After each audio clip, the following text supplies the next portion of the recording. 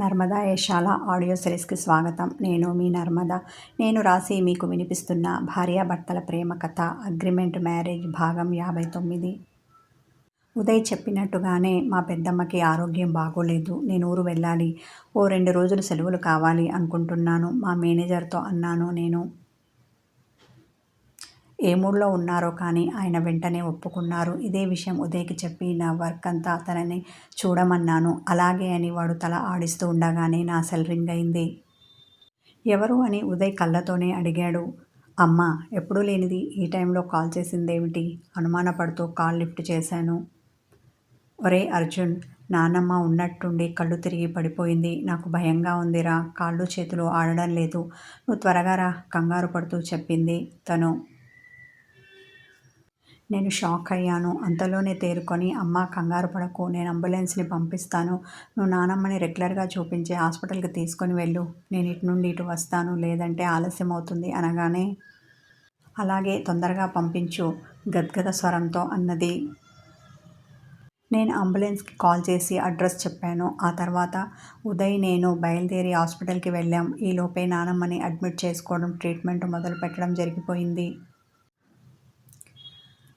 అమ్మా, నానమ్మకి ఏమైంది? ఎందుకలా పడిపోయింది? డాక్టర్ గారు ఏమైనా చెప్పారా? ఆత్రంగా అడిగాను.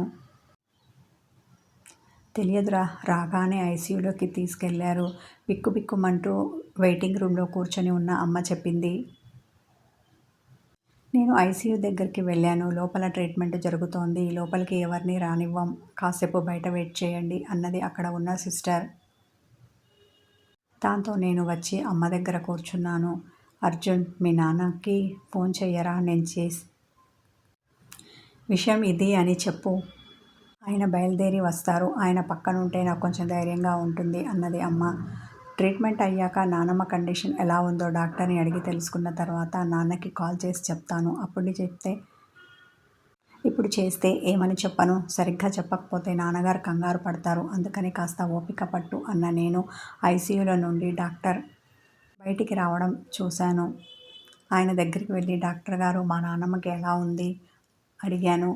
ఇలా రండి అని నన్ను తన క్యాబిన్కి తీసుకుని వెళ్ళారు ఆయన. కంగారు పడుతూ ఉన్న నన్ను చూసి, మరేం భయం లేదు, కరెక్ట్ టైంలో తీసుకొని వచ్చారు కాబట్టి ఆమెకేమీ కాదు, ముందు మీరు ఇలా కూర్చోండి అన్నాడు తను. చేతులు నలుపుకుంటూ నిలబడిన నేను ఆయన ముందు ఉన్న కుర్చీలో కూర్చున్నాను. ఆవిడకి మైల్డ్ స్ట్రోక్ వచ్చింది. ఇప్పుడు పర్వాలేదు, త్వరగానే కోలుకుంటారు. కాకపోతే ఇక ముందు ఆవిడని జాగ్రత్తగా చూసుకోవాలి. అంతేకాదు, ఓ 2 రోజులు హాస్పిటల్లోనే ఉంచుకుంటాం. మిగతా టెస్టులు కూడా చేయాలి. ఆ తర్వాత ఆవిడ హెల్త్ కండిషన్ చూసి డిశ్చార్జ్ చేస్తాం. ఖర్చు ఎంత అవుతుందో మీరు రిసెప్షన్లో కనుక్కోండి అన్నారు ఆ డాక్టర్ గారు. నేను తల ఆడించి రిసెప్షన్కి వెళ్ళి మిగిలిన డీటెయిల్స్ అన్నీ కనుక్కున్నాను. ఆ తర్వాత నాన్నగారికి కాల్ చేసి చెప్పగానే ఆయన కంగారు పడ్డారు. ఇప్పుడు నానమ్మ ఆరోగ్యం బాగానే ఉంది. మీరు టెన్షన్ పడాల్సిన అవసరం లేదు. కాకపోతే ఎప్పుడు వస్తున్నారు అన్నాను. రేపు ఒక ఇంపార్టెంట్ వర్క్ ఉంది, అది చూసుకొని ఎల్లుండికి వస్తాను. లేదు, అమ్మ కండిషన్ సీరియస్గా ఉంది అంటే చెప్పు, ఈ పూటే బయలుదేరుతాను అన్నాడు నాన్నగారు. అవసరం లేదు నాన్న, మీ పని పూర్తి చేసుకుని రండి, ఇక్కడ చూసుకోవడానికి నేనున్నాను కదా అని నాన్నకు ధైర్యం చెప్పాను. ఆ తర్వాత అమ్మని ఇంటికి పంపించి ఉదయ్ నేను అక్కడే ఉన్నాం. అర్జున్, నువ్వు అన్నయ్య దగ్గరికి వెళ్తాను అన్నావు కదా, ఇప్పుడు ఎలా? వెయిటింగ్ రూమ్లో కూర్చొని ఉన్నప్పుడు నాతో అన్నాడు ఉదయ్. ఇంకేం వెళ్తాను, చూస్తూనే ఉన్నావు కదా నానమ్మ కండిషన్ ఎలా ఉందో. పైగా నాన్నగారు లేక అమ్మ కంగారు పడుతోంది. ఈ పరిస్థితుల్లో నేను అన్నయ్య దగ్గరికి ఎలా వెళ్ళగలను? నా ప్రయాణం వాయిదా వేయడమే మంచిది అన్న నేను ఈ విషయం అన్నయ్యకి కాల్ చేసి చెప్తాను అనేసి అక్కడి నుండి పక్కకు వెళ్ళాను. అన్నయ్యకి కాల్ చేశాను. లిఫ్ట్ చేసి, చెప్పరా అన్నాడు.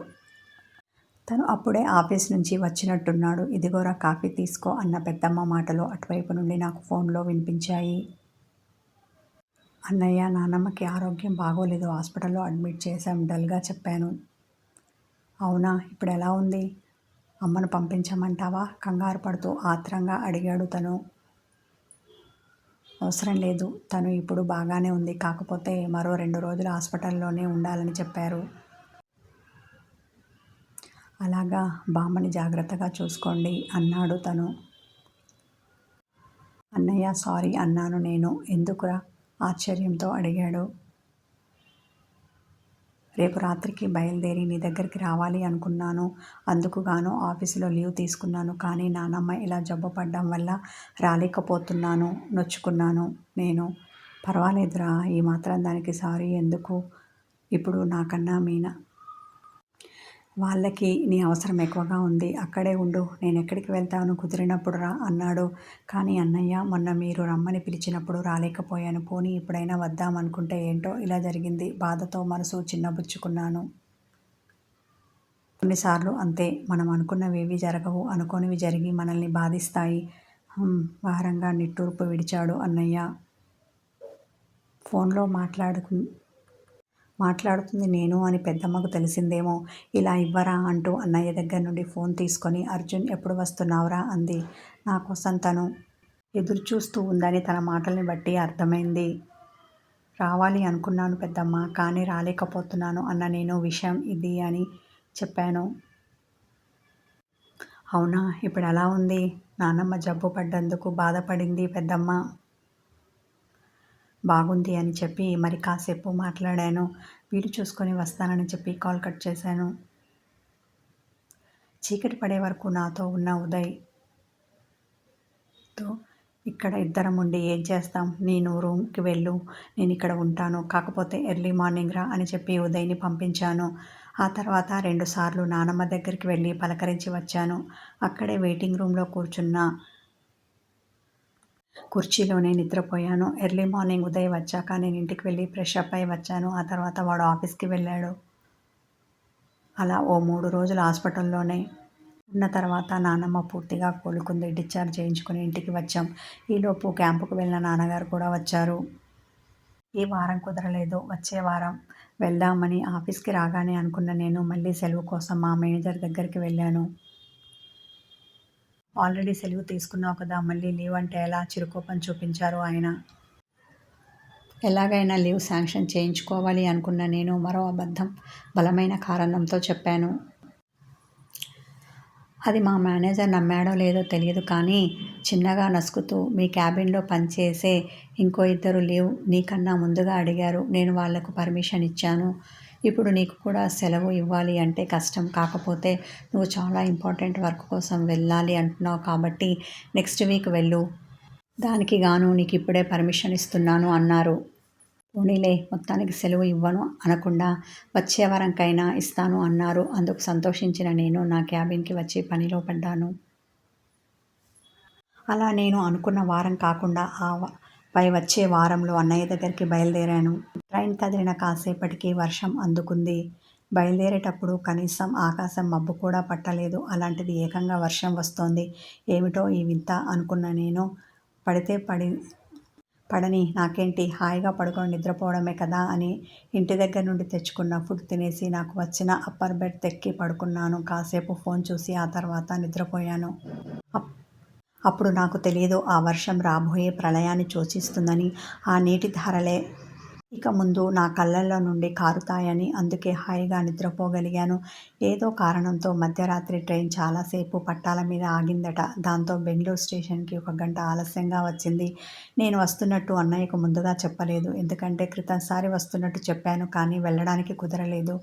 ఈసారి కూడా నేను వస్తున్నట్టు చెప్పి వాళ్లకు ఆశపెట్టి తీరా వెళ్ళకపోతే వాళ్ళు బాధపడతారు అనుకున్న నేను ముందుగా వచ్చే విషయం చెప్పలేదు.